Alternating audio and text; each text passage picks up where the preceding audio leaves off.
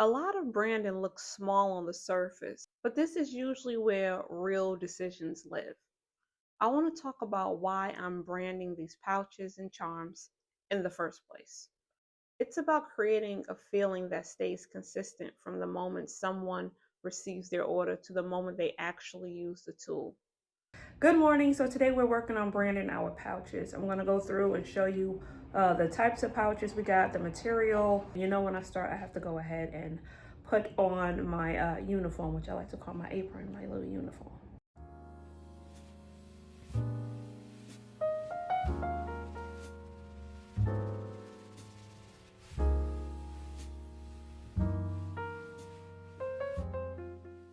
The idea that I have in mind to brand the bags is just by putting the paw print on the bag.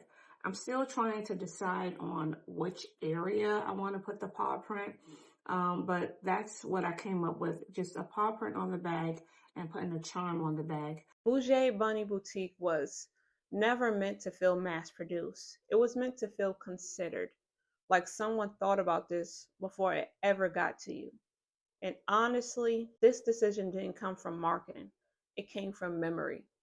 Remembering how it felt when I was starting out. Every tool I bought felt like a big decision, and I wanted to feel confident using it. I wanted to talk specifically about the charms. This was one of those details I sat with for a while. I didn't choose this charm quickly.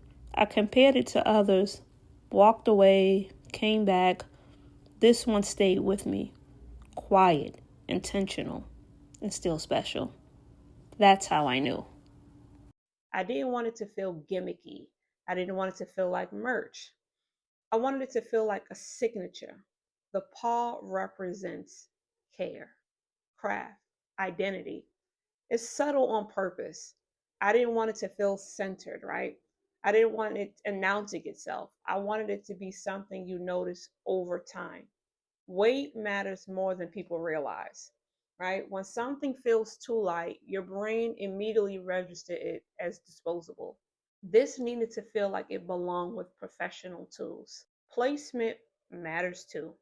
A few millimeters can change how the entire piece feels.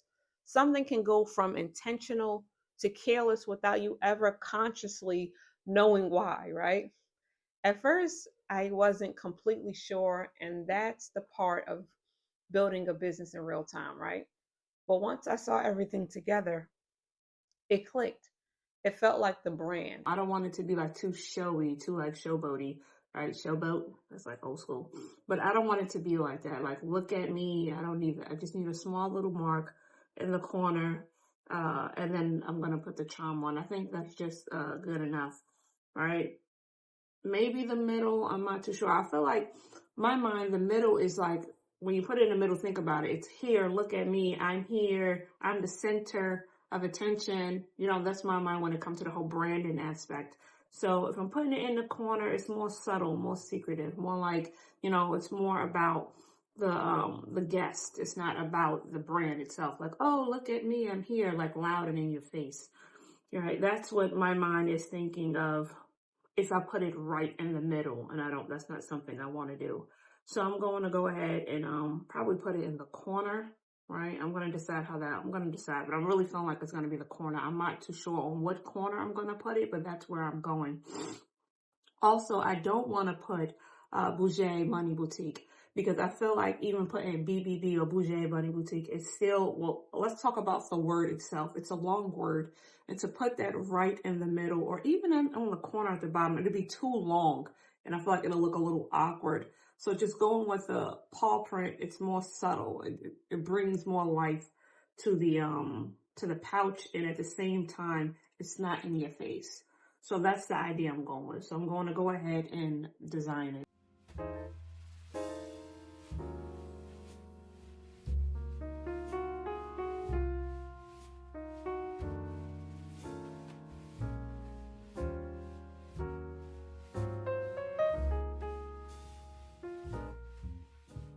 Now that we are officially finished with the whole design aspect, I'm going to go ahead and go through the pouches and show you what we have and how I'm going to and how I'm going to brand them. Okay, let's go through the materials and the different size pouches we have. These are the bags right here. I have different materials, like this one is flannel, this material here. And then this one I have over here, let me get one, is velvet. You can see. And then I have the paw charms right here. I have the piece to put it on, and I have bags. This is quite a few bags I have to do. This is the vinyl I'm using. I'm thinking if I'm going to use this one, I do have another one. This is the gold color, and I think the other one I have, I need to get it, is like a shinier gold. I don't know if it's a metallic gold, champagne. I don't know what it is. I have to see. But I'm trying to decide. I don't want the paw to be so shiny. You know, I don't want that when I brand the bags. So I'm just trying to decide how I'm going to do it. I have my Cricut ready. Now that the, that's loud. Hold on 1 minute. Now that I've showed y'all the pouches and the design is done, I'm going to go ahead and print it out, put the vinyl on, and go from there. I have like different size sheets. Grips. We're going to go with this one I have already. And we're going to use, that's from, this is from something else I'm working on. But I'm going to go ahead and cut the vinyl and put it on here and print it out.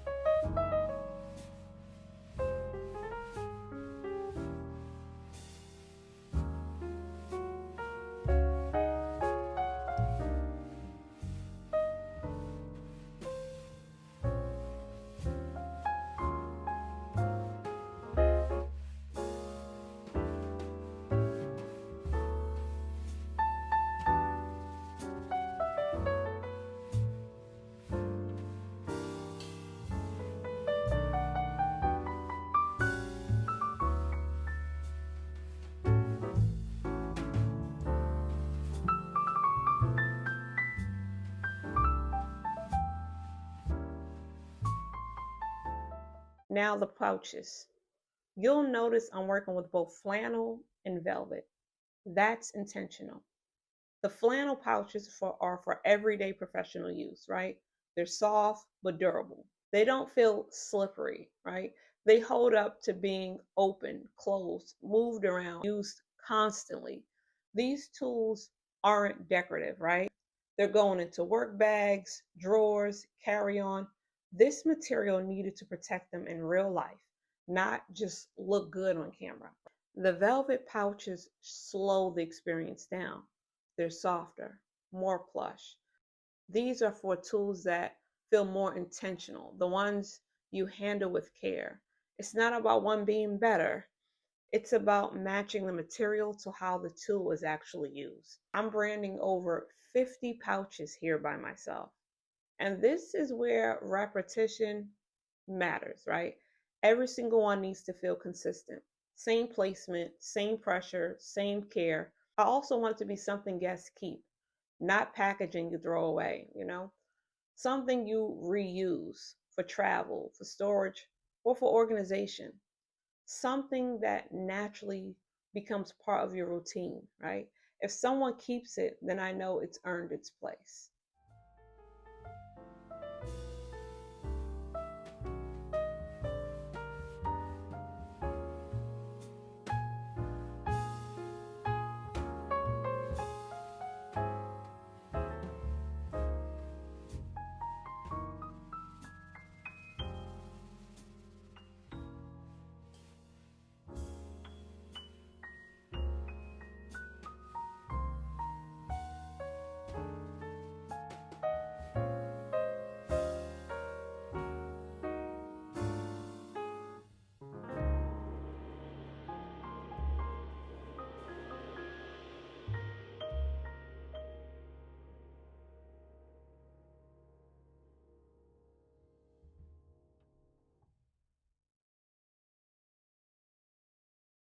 I did put one charm on this one, as you can see. So this is the charm right here. I think it looks really nice. This is the back of it. Um, but I am going to use jump rings. So this is one paw right here. And then I always keep one of these for myself, and this is the back one. You see? Now this is the color I'm going to go with. This is the shiny one I told you about. See how shiny it looks? I feel like it's just, I don't know. It looks nice, but it's just a little too shiny for me. And so I got this one on the back. I think it look better. Now the charm is going to go, as you can see, on the left hand side. So it'll be one charm on this side and this one over here. So this is how it would be. And then I tried it over here to see how this two look together. The charm with the lighter gold. It does look nice, don't get me wrong.